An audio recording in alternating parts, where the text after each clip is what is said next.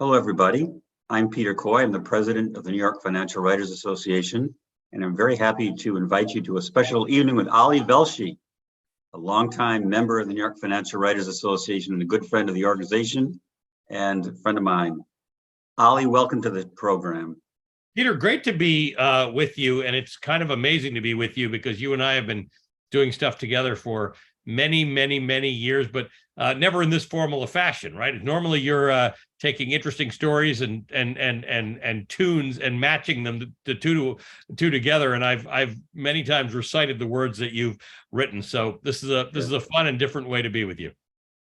Well, thank you very much. And I just want to give a brief intro of Ali, although most of you know him very well. Award-winning broadcast journalist. He is the host of Velshi on MSNBC, business correspondent for NBC News, columnist for MSNBC, weekly economics contributor to NPR's Here Now. He's covered multiple U.S. presidential elections and major news stories around the globe, including extensive reporting from Ukraine, across Central and Eastern Europe during the Russian invasion of Ukraine, Syrian refugee crisis from Turkey and Jordan, the Iran nuclear deal from Tehran, the Greek debt crisis from Athens, the funeral of Nelson Mandela in South Africa.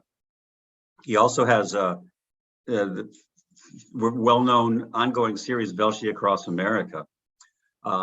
Little bit of biography. Ali was chief business correspondent at CNN, anchor of CNN's Your Money, and the host of CNN International's weekday business show, World Business Today. 2013, he joined Al Jazeera America, and he hosted Ali Velshi on Target until Al Jazeera America ceased operations in 2016. Not too long after that, he joined MSNBC. So with that as an intro, Ali, welcome. Thank you, my friend. It is good to be with you. I want to start out. What I don't want to do this evening is ask you stuff that you already say on the air, because people have heard that. Right. I want to try to get at a different side of you. So I thought maybe one way we could start is just tell us about yourself. Give us your bio. You have quite an interesting, even history of where you were born and so on. Yeah, I'm a simple kid from Toronto. I'm actually the child of anti-apartheid activists who were in South Africa for many, many years and had to leave long before the end of apartheid. So in 1961, my parents left South Africa and they went to Kenya, where I was born. But I didn't spend much time there. I was there for about a year as an infant, and we moved to Canada, and that's where I grew up. I grew up in Toronto, and my parents, because they had been anti-apartheid activists, sort of a big part of our growing up was watching the news. It was just sort of important that we watched the news and then we talked about it at dinner. We were far less a family that was about entertainment or sitcoms. We were about the news because my family had been so involved in politics. And so I associated those two. News and politics were important to me. The rest of my family went into politics. My father became a member of the Ontario legislature. My mother was a candidate. My sister was involved in politics all her life. And strangely, I turned to the news, which now seems quite logical. But to me, the news was sort of important. It was where you turned to get good information so that you could make smart decisions about your life. And some of those decisions were about your personal safety, about your health, about your prosperity. And I started as a local reporter in Toronto. And it was right around the time that trading, sort of retail trading, was becoming a thing. CNBC had been in existence in the United States, but Canada didn't have a version of that. So they launched a version of it. And someone asked me if I'd like to work for it. And I thought, and I had done some work in business news, but not very much. And I didn't really know that much about it, frankly. My degree is in religion. I went to a theology school. And they said they'd get me a really good producer. And basically that there'd be the thing that you put in your ear when you're a TV guy, and don't ask any questions he doesn't tell you to ask, and just, let it all ride. And I really took to it. But really for the first, 6 months to a year, it's like I pity anyone who listened to anything I said on TV because none of it was my words. But I had a really, really amazing producer, and I really took to it. I really enjoyed business. And remember, I had no background in finance, so I didn't really understand business from a finance or money-making perspective. But what it was to me was this incredible set of stories about people and their aspirations and the way that they made those aspirations come true. And many times it was borrowing money and taking out loans on their credit cards and asking their family for money. But then they made these businesses and people would invest in them and they became successful. So that was a lot of fun. And I did that for a while. And then CNN came knocking because our station had American reporters housed in CNN Financial News's office, which were Five Penn Plaza at the time. And so slowly CNN hired our people who were in New York, which was very frustrating to us. And then they came and, asked me if I'd want to join. And I'd been bitten by the bug at that point. I was fully into financial news and markets and things like that. So I came here in 2001 and my start date was supposed to be September 10th, Monday, September 10th, 2001. And I'd gone on a trip around the world. I'd gone to visit my parents who had gone to South Africa for a while. And I landed on September 7th, on Friday, in New York. And there was a problem with my visa. I was coming from Canada, so the visas were not complicated, but it wasn't fully processed. So they said, you've got to go back home. All my stuff had been moved to the US already, but I had to go home. They said, this is going to be a small matter. It'll take a couple of days. Ended up being processed on the morning of September 11th before the attacks. So here I am in Toronto, stuck. Can't get to the US. There's no planes flying. My visa's in the US. At that point, they would have couriered it, but you couldn't courier anything. And CNN's calling and saying, we need you. We need all hands on deck. So I called up the US consulate in Toronto, where, as a reporter, I had a bit of a relationship with them, and said, I got to get to America really fast. And they called me back and said, if you can get a faxed copy of your visa, there's a guy staffing the border crossing at Niagara Falls until midnight. And if you can get there by midnight, he'll let you through. And my car was sold, all that. I had a motorcycle. So I got on the motorcycle and I rode to Niagara Falls. The guy let me in, slept in a motel at Niagara Falls. And then I rode my motorcycle into New York on September. I think I got into the city on September 13th, 2001 to start work at CNN FN. And I've been here ever since. Wow. I remember CNN had that tent on the roof, so you could look south. Because I appeared on the show one time, and that people were doing outdoor broadcasts from there. It was a clear shot down to Lower Manhattan. You could see it. It was an awful time. Yeah. We saw those buildings burning for a month. I mean, the smoke. Yeah, the smoke just kept coming and coming. I kept on sort of hoping somehow that the smoke was obscuring the buildings. The buildings were still there. I couldn't get that out of my head. No, they were gone. And in fact, here's the thing, Peter. I didn't know anything about anything. So when I moved here, I rented an apartment in the building adjacent to CNN. Like literally, I could steal cable from CNN. My wall abutted CNN. So that's exactly the view I had. I went home every night, and I was only on the 8th floor, which is much lower than CNN was on the 20th floor. And it was a clear view. So that's, what many of us saw every night for a long time. That was my welcome to New York. And I will say this, it was the saddest time the city will ever see. But what a time to understand what New Yorkers are, than to have come in that moment and to see the unity and the ability to come together. And even in a financial sense, we saw how Americans sort of pulled together and sort of said, look, can't undo what happened on 9/11, but markets came together very quickly. Americans and their spending power came together very quickly. Americans did what they could to say, you won't steal our normalcy in our lives from us. Yeah. So 2002 was actually the year that you appeared in the Financial Follies as Manuel Asensio, the bullfighter, dressed as a bullfighter. I hope there's no video or cameras of that. A resplendent outfit of torero, and you sang this song to the tune of instead of the best is yet to come, you sang the worst is yet to come. You had changed all the words, but that was the two. Yeah, and it was a brilliant performance. Terrible. It's legendary. I am tone deaf, but you caused me to do it, and I did it, and I owned it, and I loved it. So yeah, and it is great blackmail material to this day. It's excellent. I'm still hoping there's no video. I've seen a photograph, so I know that exists. I do believe that past Follies shows are on the website. I'm truly hoping that this one doesn't exist, but it is what it is. Back in those days, and that was the fun of it, right? We weren't smart enough to know that the world was about influencers and people who could perform well on the internet. You just went out there and you belted out the tunes that Peter Coy wrote for you, and we had choreographers. We had Yeah, live orchestra. Yeah, Oh, for sure. It was actually kind of amazing. I wish I had the guts to do that kind of thing today. Well, maybe we'll get you back. So you, as we said, worked for CNN for a period of time, went to Al Jazeera. Can you just describe, not TikTok every moment, but how do you feel you've changed and grown as a journalist over these years? Well, it's an interesting story because when I left CNN FN folded, I think, in 2005, 2006. And then I got moved to CNN itself. And I had a show at CNN and a show at CNN International as well. And I became the chief business correspondent. What an amazing time and what an amazing place. But when I decided to leave in 2013, there was a great colleague of mine who had come up with me, but had been fairly senior at CNN.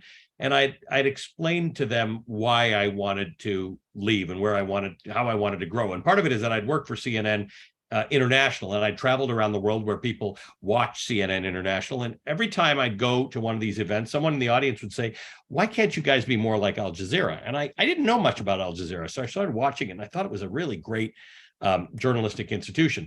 So I had an opportunity to join them when they were opening up an American operation. And I told this colleague of mine, who was really my boss, why I was leaving. And they weren't quite sure about it, but they felt that I was determined to do that.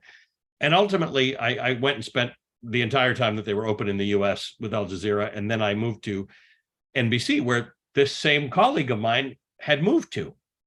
And when I joined NBC, they said to me after I had joined, they said, "You wouldn't have been who you are now if you had stayed." And that was not a knock on CNN, because I had a fantastic career at CNN and I loved the place, but it caused a degree of growth. And I can't explain whether it was that I left and I went to a different place or whether it was Al Jazeera itself, but something happened in which I got a new look at what I was as a journalist and what I was supposed to do. And part of that is when you grow up a certain way, you have a view of what your career and your job is. And when you move, you sometimes can recast that view. Yeah. And I did recast that view.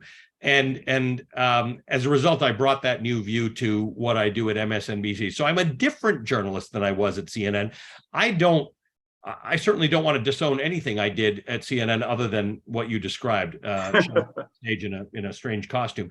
I loved who I was and what I did, but there are moments in your life where a bit of a recasting can be useful to you and create some growth. And that's what happened to me. It was convenient, or it was fortuitous, because the world also changed, right? In 2015 and 2016, the world changed, and I moved from being sort of almost exclusively a financial and economics journalist into somebody who covered global affairs and politics a lot more. And it required a recasting. So part of that was just the evolution of me. Now, the way I look at journalism is that I am there to bear witness, and a lot of what I do, including covering wars and things like that, and protest movements and things like that, is bearing witness. And a lot of it is holding power to account. Mm-hmm. And I don't know that I guess every journalist should decide that that's what they're doing on day one, but you can't necessarily do that because you don't have the experience. You don't have the ability to say. I've seen it with you and your writing, Peter, and your headlines. There are things you can say today that you may not have been as comfortable saying 15 years ago or 20 years ago, because you didn't have the experience to be able to say with confidence, this is how we should think about things, or this is the way we should look at things. So I think that's just the natural growth that we have as journalists. As we gain more experience and we become veterans at things, you have a freedom to express a perspective that it's not that you didn't have the freedom to do it 15 or 20 years ago. You just didn't know to do it because you didn't have that experience. And that's sort of how I feel about my career. Yeah, well, I can definitely relate to that. Partly, I can relate to the change. I moved after almost 32 years at Businessweek and Bloomberg Businessweek. I moved to the Times about a year and a half ago into the opinion section, and it's growth because it's a new venue and a new opportunity, and you change when that kind of thing happens. That's right. But Peter, after 30 years there, I am more inclined to want to hear your opinion. right? I'm more inclined to say this guy's done it. He's done all the really hard journalism. He's done all the reporting. So if he says something, he probably comes at it the right way. We're in a world right now where you can be an opinion journalist the day you graduate from college, and it doesn't carry the same weight to me. Not to discount the fact that there are some people who graduate from college who are going to be far smarter than you and I will be after 50 years in the business. But generally speaking, there's a legitimacy that your years in the business and my years in the business brought to opinion or perspective journalism today, which I think causes viewers and readers and listeners to perhaps pay more attention. Well, thanks. I agree with that. With hats off to all the amazing young journalists out there doing fantastic work. And I don't want to stop for a second in my admiration for them. Want to ask you a little bit about how you weigh opinion versus news, because you do a show that's sort of a interesting combination of the two. You're out there reporting, but you're not afraid to weigh in with your take on it. That's how much is that your choice versus how much your editors want you to do that, and how do you strike the balance, like when to stick to just the facts and when to kind of say this is me talking? That's a series of really good questions. Number one is it's all 100% my choice. I curate that show with a team that I've selected, and they are amazing journalists, all of whom are veteran journalists. They're not veteran opinion journalists. They're news journalists. So my bias is always toward the news, number one. Number two, I like signposting, right? I like people to know when there's a difference. In my mind, there is a difference between news coverage and perspective or opinion pieces. And I'd like the viewer to generally understand that. I do a lot of news. I cover wars, I cover protests, I cover hurricanes, I cover tornadoes, I cover shootings, and a lot of breaking news. And generally speaking, if you see me cover those things, there won't be any doubt in your mind, pardon me, that's what I'm doing. I'm covering a news story as a journalist. It's not that in those circumstances, I don't bring opinion in. So for instance, in hurricanes, I'll almost always bring in the issue of climate change. In shootings, I'll always bring in the issue of gun control, but I tend to separate them. I tend to let the viewer understand what's opinion and what's not. I will say that a lot of people ask me about this. They'll say, isn't bias or opinion the thing that has wrecked the news? And I share the view that the news has been wrecked. But I don't believe it's opinion. I believe that every one of us is born with opinions. And then for many years, the news industry stifled the idea that there are natural opinions to have, right? We don't like murder. We don't like hurricanes. We like good weather, and we like strong economies. What has happened in the news business that troubles me now is the lack of reliability and the lack of honesty. I would love a world in which you could say, I would like to understand Israel-Palestine from a liberal perspective, but from the most reliable journalist working for the most reliable organization. Or I'd love to understand Israel-Palestine from a conservative perspective, or from an Israeli perspective, or from a Palestinian perspective, but from the most reliable journalist. So I wish that all of our awards in our industry, and we have lots of them, and some of us have earned a couple of them, I wish they weren't about the things that we get the awards for, right? I kind of almost wish that there were no Emmys and Peabodys and things like that. I wish that all of our awards were about reliability. Is Peter Coy reliable? 9 times out of 10, or 9.8 times out of 10. That's why I want to listen to him. Opinion's not the problem. People have opinions. You should know what they are, or you should know where they're coming from. But once you know that, you can process that, because we all have friends and family with opinions. We know how to deal with the idea that someone has an opinion, and we know how to take their information from them and either discount or account for their opinion. Opinion is not our enemy. Lying is our enemy. Disinformation is our enemy. And unfortunately, we are not trained in school or in college or anywhere else to discern that stuff. Some of us are. I mean, there's some ways that you study it, but the average consumer doesn't know how to say, you're lying to me. You're not telling me the truth. You're making up a story. So I'm not troubled by the role I have as both a news journalist and an opinion journalist. I fancy myself as someone who my viewers can make that distinction with. They can say, when Velshi's out there covering a hurricane or a shooting or a tornado or whatever, he's giving us the facts. When he's talking about other things about which he has a strong opinion, he's giving us his opinion, but we can discern the two. I might not be right about that, but I think that's how I'd like to be portrayed. But I mostly want to tell people, don't worry so much about opinion. Worry about whether somebody's telling you the truth and whether they're reliable purveyors of information for you. I think that's well said. And I would just add one thing. On the opinion side, even when you are giving an opinion, you're buttressing it with an argument. That's why I like reading your stuff, because after 30 years, you know why you're saying we should do this or we should do this or this is the way things are going. This isn't Peter Coy got up in the morning and decided I've got an opinion on this. It's 30 years of Peter Coy covering markets and economy. And that's, I think, if you can not just buttress it, but you can sometimes let your reader or your viewer or your listener know how you came to that opinion and why your 10 or 20 or 30 years of experience or 5 years of experience or 2 years of experience helps you get there. I think that helps them trust you more. But there's a massive problem in trust. There's a massive problem with people who think you and I both work for organizations that are politically biased. And what I tell them is, I wish you could come with me to work for a day and see what we do, because you'd realize that we don't have sort of a session where we stop at 11 o'clock and discuss how we're going to insert our political bias into today's stories. We just try and cover the news. That's very true. You're spending the time running down the facts, getting people on the phone. All your time.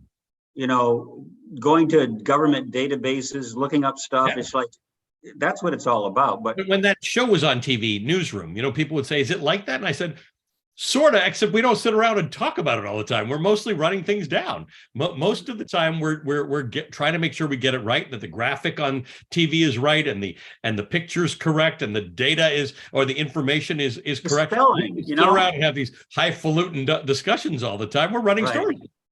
Exactly. And the other thing is that even if when you're giving an opinion, people can evaluate it, the quality of the argument, and they may vigorously disagree, but they read it anyway. That's what I do. I love to read stuff I disagree with just to test my own thinking. And I'd almost rather read something I disagree with. That's what we should be doing. Seek out other opinions, but seek it out from people whom you trust, whom you think the opinion is valid, or you believe that it's a good faith argument they're making. And there's so many things. In financial news, we're actually trained to do this well, right? Because let's say you've got a view on healthcare, whether it should be publicly funded or it should be universal, or what minimum wage should be. There are reasoned arguments across the political spectrum that are made in good faith. And that's what we should all know. The problem, Peter, is that today, on almost every issue, there are some good faith arguments, and some are liberal and some are progressive, some are conservative. And then there's a lot of bad faith arguments. And that's the problem. How does the average, I have trouble discerning between those two. So how does my viewer discern between those two? And that's, I think, the struggle of our time. Bad faith arguments in a world where the velocity and volume of information is greater and faster than it's ever been. How do you make sense of it all? Yeah. I just want to interject for a minute here, because we welcome questions and comments from viewers. So please use the chat function. It's better to use that than the Q&A function. And we will read them and pick out a bunch of them. And that'll be more of an interactive conversation. So go ahead, hit us. And meanwhile, I have plenty more to talk about until the questions start rolling in. Ali, one thing I want to ask you about is how your background covering finance, business, economics influences, to the degree that does at all, your coverage of politics and global affairs. It's huge. So I think there's no way to get away from who you are, right? Or how you see the world. And to me, my formative years as a journalist were about finance and economics. So what it tends to become is a filter on how you see everything. It may not be fair or accurate to make that the case, but I start to see things that way. So when I you talked about some of the things I've covered, when I talked about the refugees out of Syria, right? I think about the countries in which those refugees went, and I was studying how these countries pay for these refugees and what happens, how do these refugees actually fend for themselves economically. When I was covering the Greek debt crisis, it was about ordinary Greek people and how they earn their money and inflation. When I was talking about the funeral of Nelson Mandela in South Africa, it's what, how did a South African feel after a few years of Nelson Mandela's presidency? Because it wasn't just apartheid. Apartheid was a terrible thing in which people didn't have the vote and they were unequal, but they were also poor, right? It kept people in poverty because they could not achieve their potential. So I tend to see everything. When I see polarization in the world, political polarization, which occurs everywhere around the world, I tend to see it as an example of people who have not achieved what they wanted financially and economically, so they find someone to blame, or that leaders give them someone to blame. I think about free trade. Peter, you and I were both reporters at a time when perhaps we had a slightly less critical view of free trade. I was certainly a supporter of it. I thought it was a good idea. I still do, by the way. But what I didn't realize at the time, because remember, when you and I started, the world was not a world of free trade. Even Canada and the US didn't have free trade, right? There was a free trade agreement, then there was NAFTA. And what we didn't realize is that free trade had three promises, right? It was going to increase GDP, it was going to increase corporate profitability and share prices, and it was going to increase people's standard of living and wages. It didn't do the third one necessarily in wealthy countries. Now, what I realize today is that that's not trade's fault, that's your country's fault, including America or Canada or or UK. But sometimes we didn't tell that complete story, and maybe we should have, or maybe we needed to hold people to account. But the point is, any story you come up with, I can find an economic angle, or I can see it through an economic angle, or I see the motivations for it through an economic angle. Now, that's not always the case. Some things are just genocide or racism or hurricanes or whatever the case is. But there's not a day where a new story comes upon me and I don't wonder about the financial or economic perspective on it. So it never leaves you. I have not ceased being a financial journalist, even though most of what I do now is politics and global affairs. I still think about it all through a lens of politics. I also, by the way, just miss plain old business, right? Because to me, business was, like I said, always the story of aspiration. It was always a story of creativity and ingenuity and innovation, and it still is. And I miss the idea that in a world where I spend every day reporting on stuff that looks like it's all coming apart and democracy's falling apart, the business world was often a lot more positive, right? There was like, hey, let me introduce you to this CEO or this founder or this company that's doing something really amazing because they want to change the world. And so I miss that, but I'm still, if you asked me, if you're a customs guy at a border in a country that I'm going into and you say, what do you do? I'd say I'm a financial journalist. Mm-hmm. That's where your heart is. Yeah. Okay, that's great.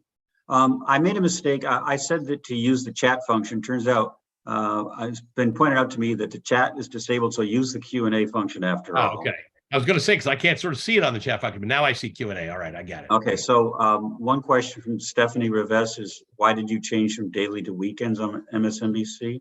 Very good question that I hardly ever get, and it's really actually important. It's because of what you talked about earlier, Peter.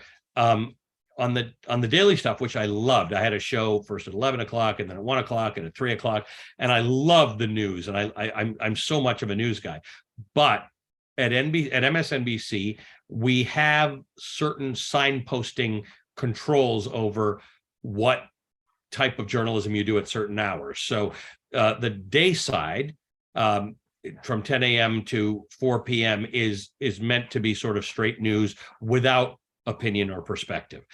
Mornings, evenings, and weekends, not exclusively, but there are times in there in which you can do perspective. So it was actually a move to be able to say, I want to offer more informed perspective to my viewer, and the weekends allowed me to do that. There were also a few technical considerations about things that I was doing. I was teaching at Wharton, and I wanted to sort of do more of that during the week.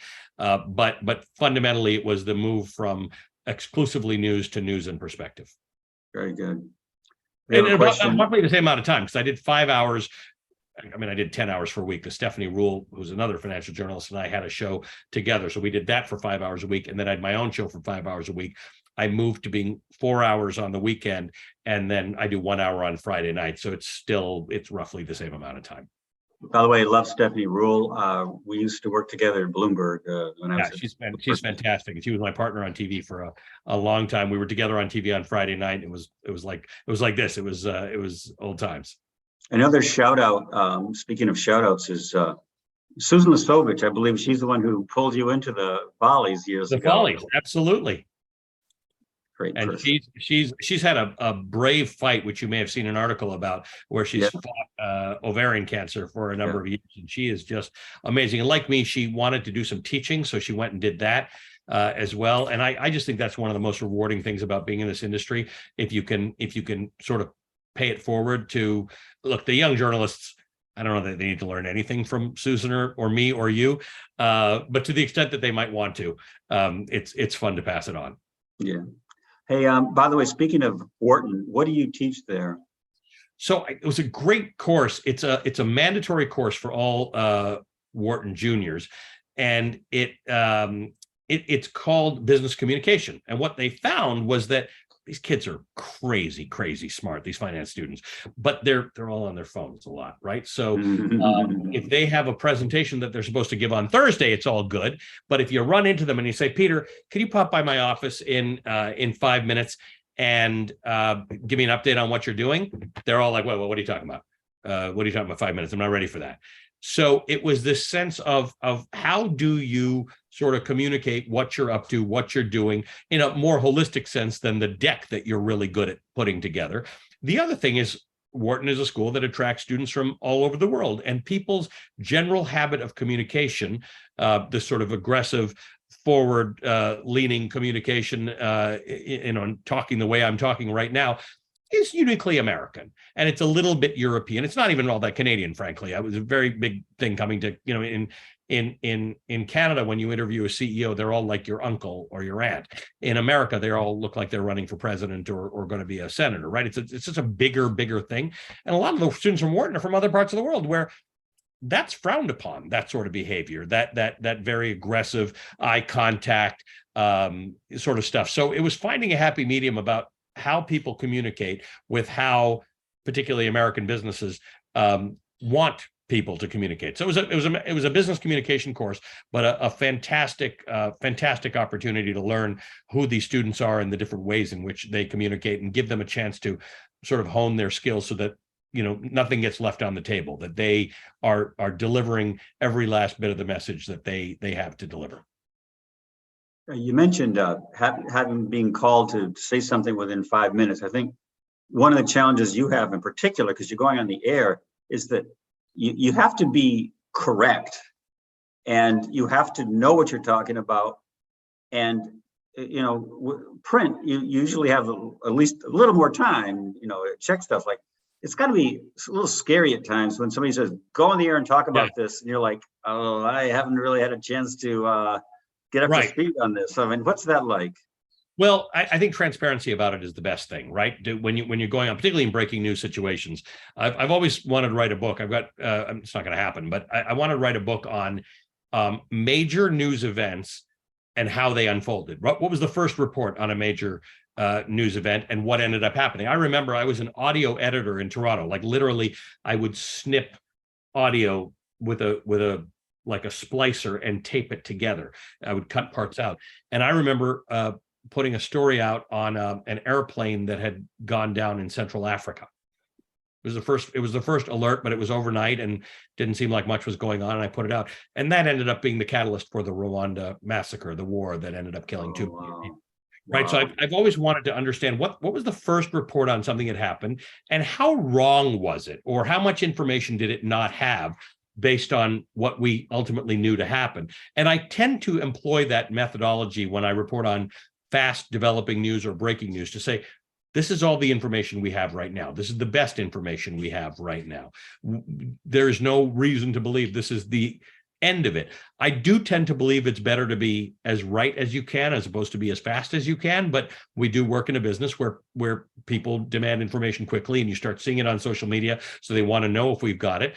But I try and be as honest and transparent with our viewers as I can be, to say, we don't have a reporter on site. We do not have this information confirmed. We're getting some of this from social media. These are the pictures you're looking at. This is what we can glean from the pictures.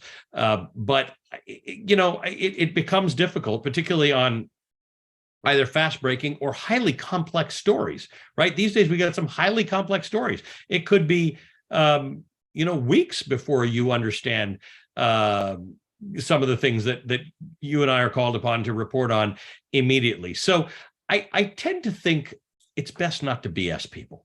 It's best to tell them when you don't know what you don't know. Here's what you know. Here's what you might know about prior incidents like this. And here's your, one of my old colleagues, Brian Williams, was great at this. If you didn't know about the story, he could tell you about the thing that happened in 1972 or the thing that happened in 1983 that was like this. And fill your time doing that. Or he'll tell you, he'll look at the scene and say, this is an area in Scottsdale, Arizona. And if you looked over to the left, you'd see this, tell people facts that you do know, that you can definitely say if you have to fill airtime. Don't make stuff up. Don't guess.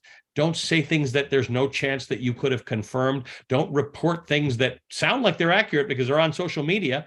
I remember Gabby Giffords being shot. And I remember at the time reporting that went out that said she was dead. You can't unkill people, right? I mean, I remember 2 times in my career where people reported somebody had died who hadn't. Now, look, there's no harm because they're not dead, but the harm is to your credibility, right? Did you know or did you guess?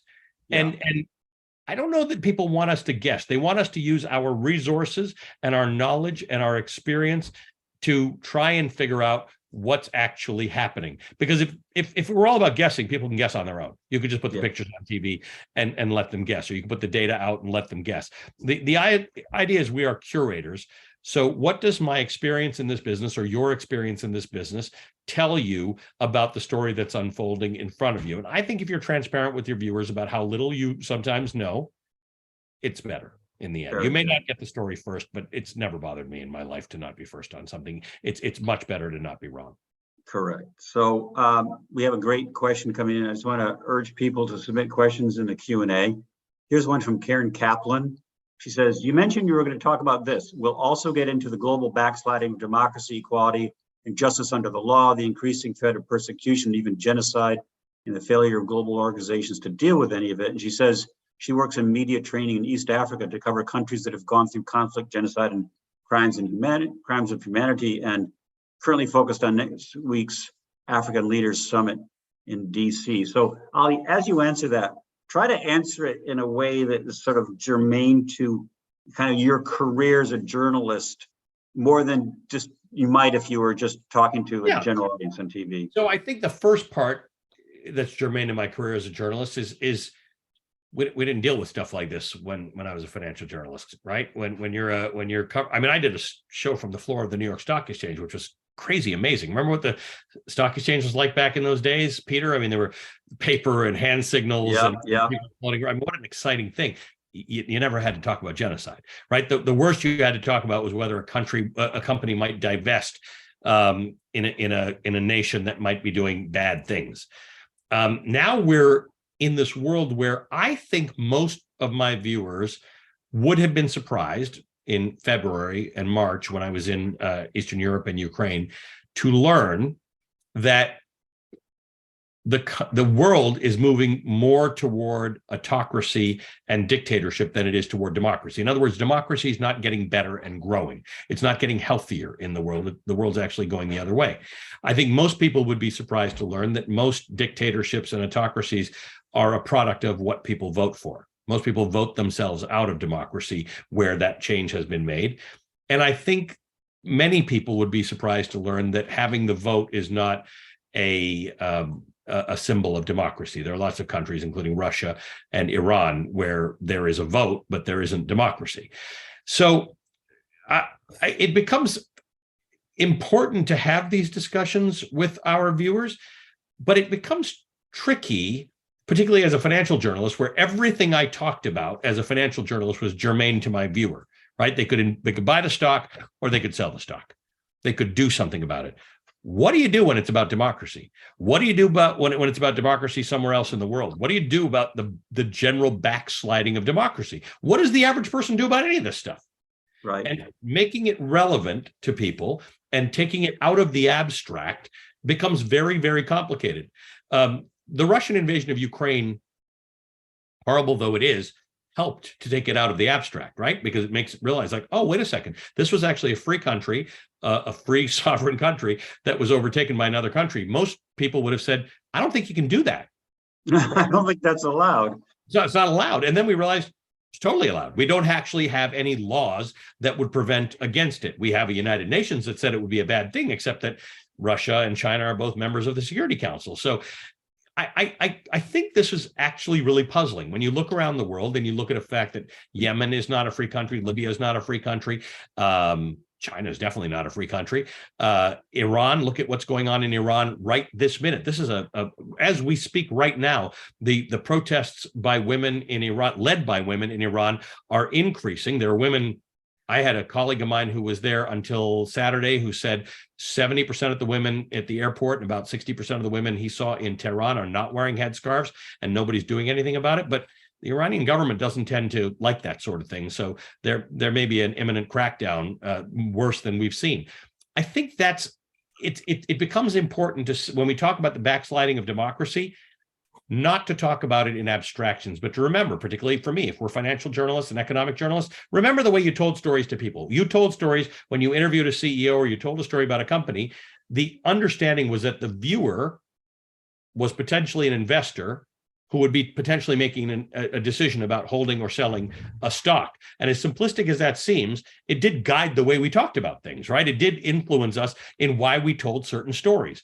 Yeah. And I think when you think about democracy, the danger we face, or I face, is not making it overly philosophical. It is philosophical, but how do you actually make it matter to people? And it comes back home, by the way, to America. Everybody needs to vote. Everybody needs to register to vote. Everybody needs to, if you've registered to vote, get somebody else to register to vote. If you don't like the way politics are going, maybe you should join your community board, or maybe you should join your school board, or maybe you should run for office. But voting is now no longer the price of admission. It's too low. One thing, Peter, that people say to me all the time, maybe they say to you, is it's amazing. You've got this front row seat to everything that's going on. And I've since been telling people it's not a front row seat. I'm in the arena, and so are you. We're all in this arena together. Every citizen has exactly the same strength in the upholding of democracy in America and around the world that I have. And mostly that's the vote. And mostly that's free speech. That's arguing your position. That's running for office. Sure, we're journalists. We have a big platform, but it's 2022. Everybody's got a platform. Everybody's got a social media account. Everybody knows somebody who hasn't registered to vote. Everybody can call somebody on election day and say, did you actually turn out to vote?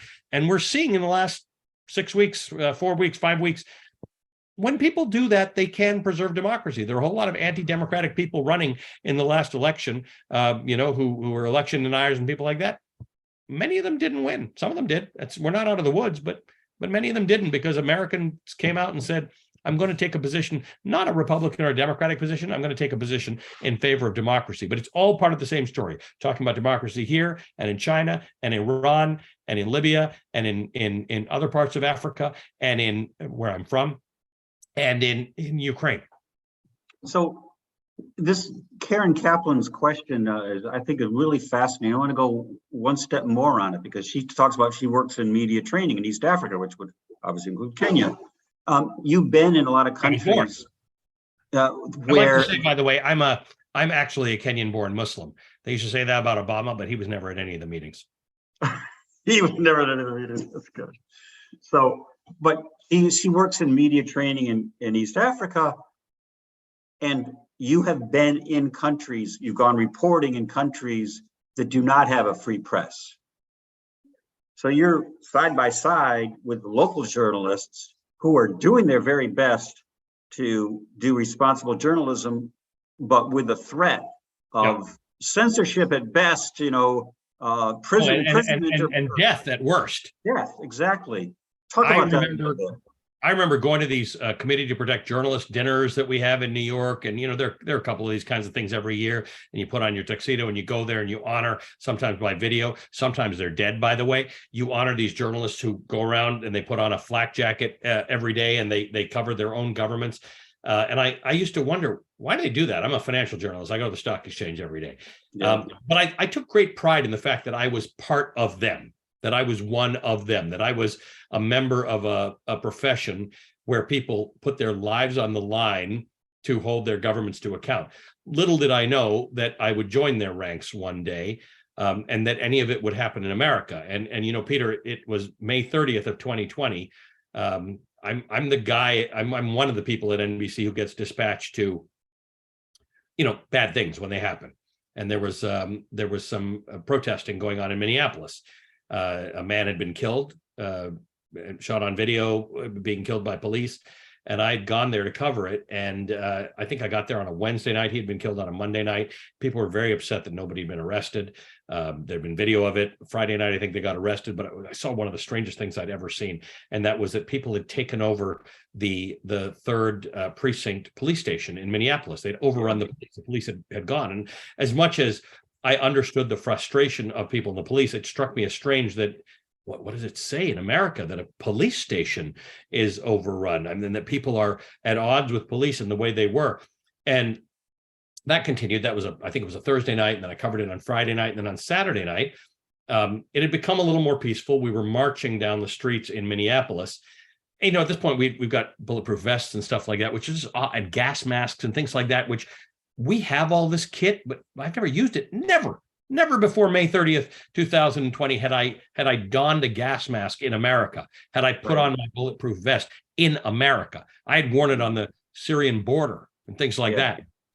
And we're walking along, and all of a sudden, I don't know what happened, but the police broke up the crowd, and there was tear gas all over the place. And all of a sudden, I got hit by a rubber bullet in my knee on live television. Yeah. And I was thinking, I mean, in that moment, so much went through my mind about the struggle for democracy and the struggles that my family has had. But part of it was, how this happen in America? How is this even a thing that's going on in America? And it is sort of important to remember that if you're going to commit to this idea of bearing witness and holding power to account, which is what journalism is, it was fun in the days when it never involved getting hit by anybody's bullets or wearing bulletproof vests. And I do long for those days, and I really enjoyed it. And like I said, I am a business reporter at heart, but it's the same job. It's the same job. We just happen to be out there, and there are actual risks to doing it. And I hope, if nothing else, it has given me and others and my viewers an appreciation of the fact that was an anomaly, right? That was anomalous for journalists to be targeted. The prior administration made a point of targeting journalists, but there are parts of the world where that's the daily job. You're a journalist writing about anything in your country, and you are a target either of big business or government, or in some cases, big business and government, because they're aligned. In places like Greece, the media is run by big companies that are aligned with the government. So this is the work of journalists around the world, and it is at great personal risk to themselves and their families. And I think that's worth our respect and shout out to them to say, this is not. And look, and in fairness to a lot of places in Africa, there's some strong journalism and governments that stay out of the way of journalists and take their lumps when they're criticized. But there are a lot that aren't. In Africa, in the Middle East, in Asia, Turkey, Hungary. I mean, Hungary, the Hungarian prime minister wrote to my boss to complain that I'm an agent of the opposition just because I was critical of how the Hungarian government handled immigration. It's all out there. It's public record. It's easy to see. But the governments get away with that stuff. They threaten journalists, and they think journalists will shy away from things. And what we have to do is decide we're in this. As I said, we're in the arena. We're not shying away. You want to write a letter to my boss? You want to threaten me? It is what it is, but this is my job. Obviously, Peter, it's a hard conversation to have with your family and the people around you. My wife is very tolerant of the stuff I do, particularly in hurricanes, and she figures that I'm smart enough to know how to handle myself. But that night in Minneapolis, I think 30 seconds before I got shot, she had texted me to say, "This looks a little dangerous. Tell me that it's, you got everything under control." And next thing, I got shot. I remember that. I think I wrote to you after that. Yeah. Tough. I was watching some clips from voluminous number of clips because you do so much. But it was when you're in Ukraine. It was your last, no, not your last, but one of your visits there. Well, you were in Warsaw at the time. You interviewed a 15-year-old girl who was a refugee from Ukraine, and it was just a very moving interview. She was just adorable and spoke quite clear English, but naturally as a second language, talked about how she had, I think she was Jewish. She had done a Shabbat there, and she was trying to help the other fellow refugees by providing food to them at the train station and so on. And you gave a very sympathetic interview. And at the end, she asked if she could hug you, and you took her hug. And I mean, just that's golden stuff. It's great. I can't even think about it without getting choked up. Right. What you didn't see in the interview is she was crying the whole time. She had a smile on her face, but she just, her emotion was overcoming. She's 15 years old. Yeah. I mean, a refugee. So what had happened is I had been in Budapest before I got to Warsaw. Biden had gone to Warsaw, which is why I relocated to Warsaw. But I'd been in Budapest, and it was Sukkot. I'm trying to remember what Jewish holiday it was. It was Sukkot, I think. It was Purim. It was Purim. And, I wanted to interview some of the Jewish people who had come from Ukraine, because Ukraine was a massive center of Judaism. Right. And it was, and the Jews were largely eliminated from Ukraine during World War II. Many have gone back, mostly Orthodox Hasidic Jews have gone back to reestablish those schools of thought. And then they've had to be evacuated again. And many went to Budapest.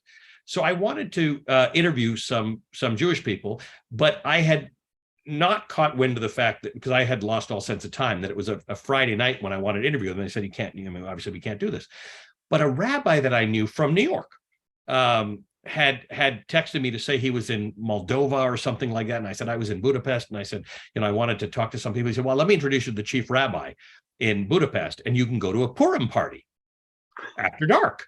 So I thought, fantastic idea. And nobody on my crew was Jewish. So they were thinking, I think it's inappropriate for us to go to a party. And I said, no, look, one thing you have to understand about being Jewish, you celebrate when you can, because a lot of bad times come around. In a Purim party, like this, it'll be a totally different part of the story. These are Ukrainian Jews who've gone to Budapest, and they're celebrating a religious holiday. So we went, and we had this amazing time talking to people at that Purim party. Then we relocate to Warsaw, and I get to my hotel, and weirdest thing in the world, I walk into the hotel, and out of the elevator comes this rabbi. He had relocated from Moldova. I hadn't told him that I was going to Warsaw, and there he is.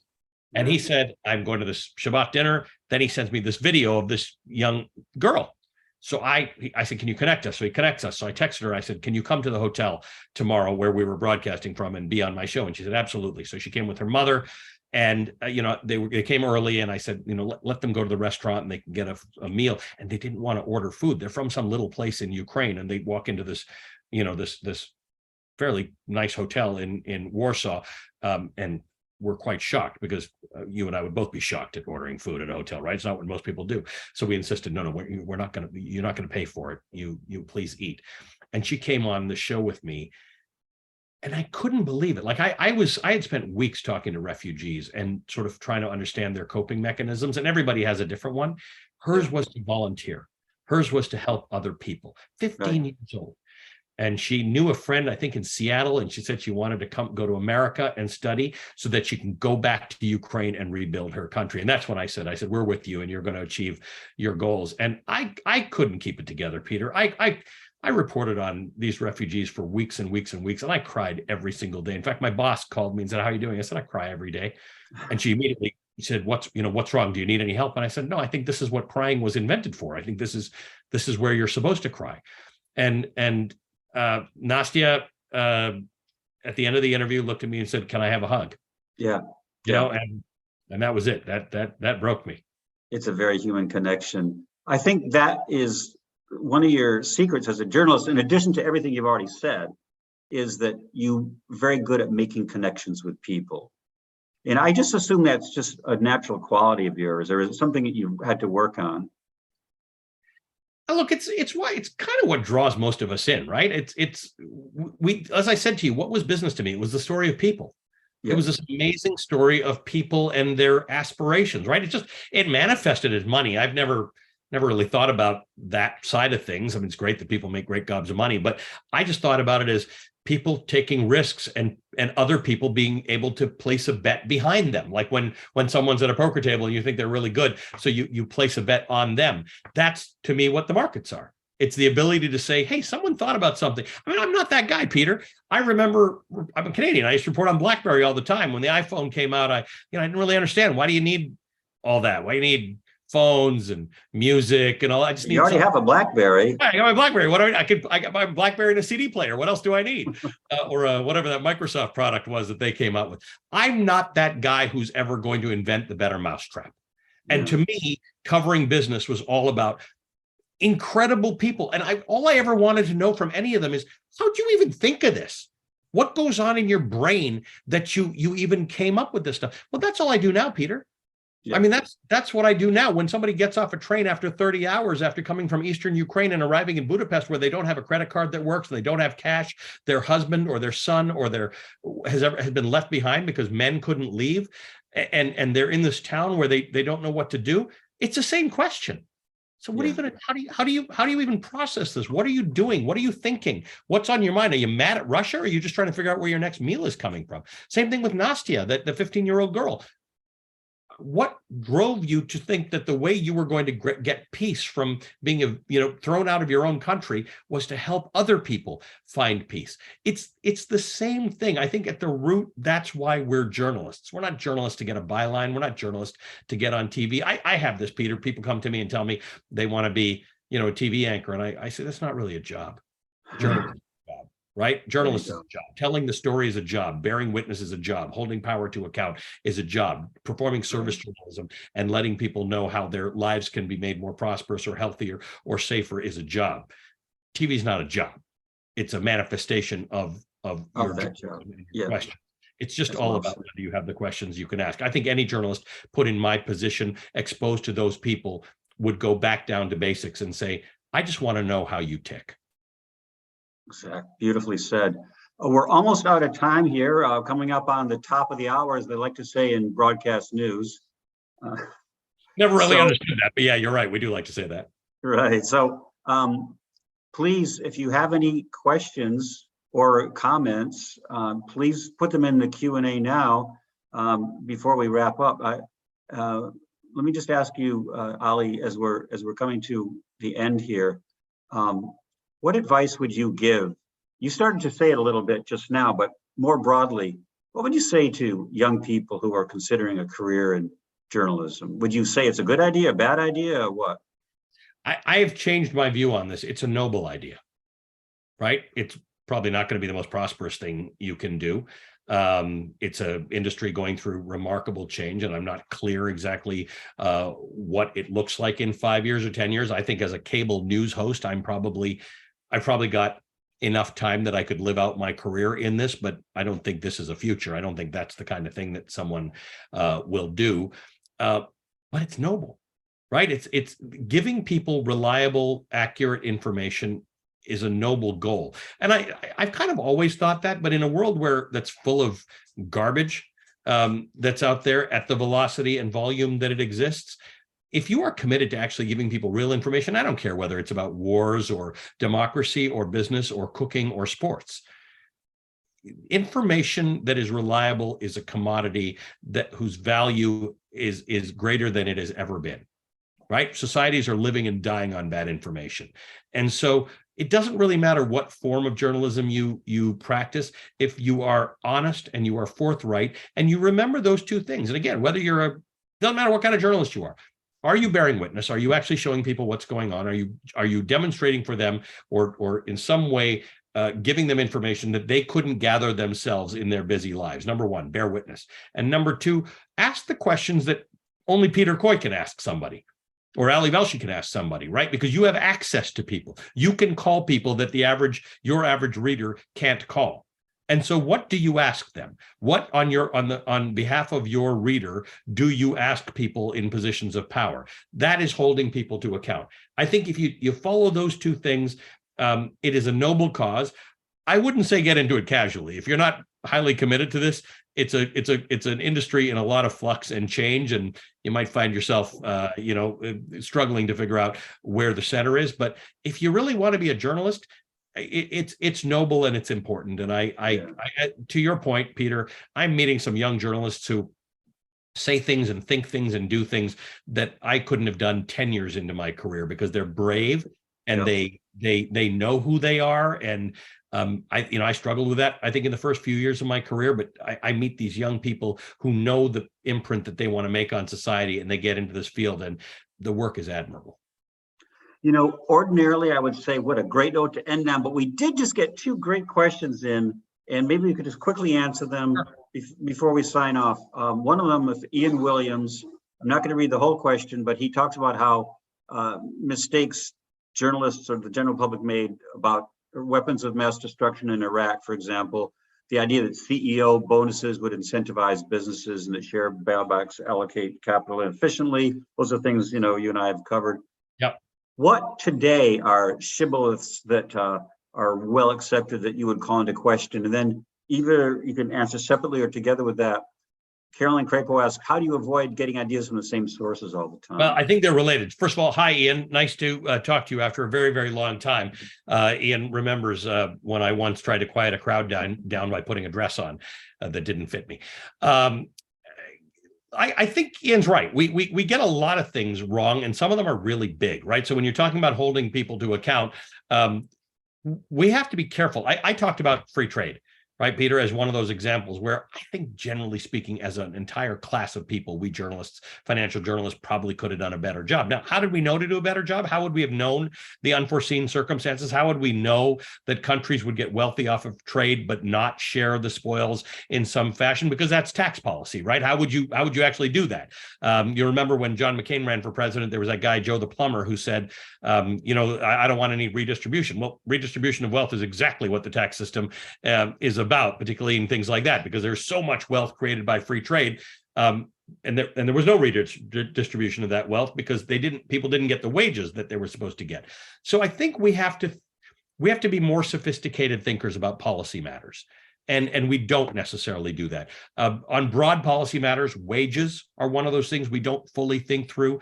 Healthcare, we report on the Affordable Care Act, Obamacare, and we report on everybody who didn't do Medicare expansion, Medicaid expansion, and things like that. But do we really do the work to develop expertise and understand what the long-term consequences are of some of these policies that we put into place? Right? We end up reporting on what senator is voting on one side of something, or what where it's going to go, and whether it passed and passes in the middle of the night.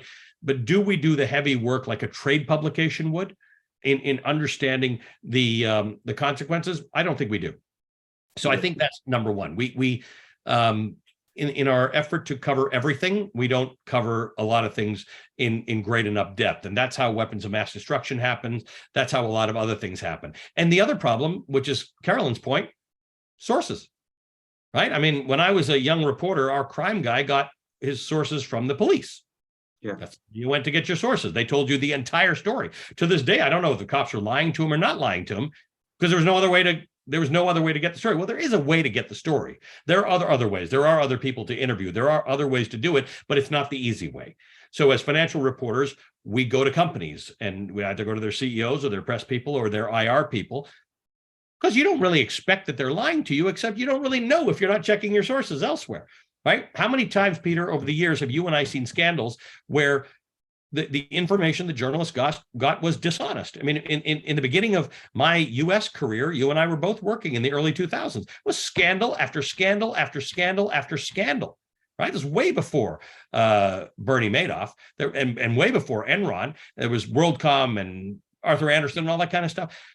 We don't know what we don't know. So we have to be careful not to run with other people's messaging when we don't know what we don't know. We've become a little smarter about the fact that somebody's financial records are their financial records. We don't know. We weren't in on the audit. We weren't there. So I think all of that is important. With respect to Carolyn's question, more broadly than finance, we've really changed the way we get our information. We don't get it from the same sources. And if it's a single source, or a single source that might even just be the police or the government, that's not enough for us.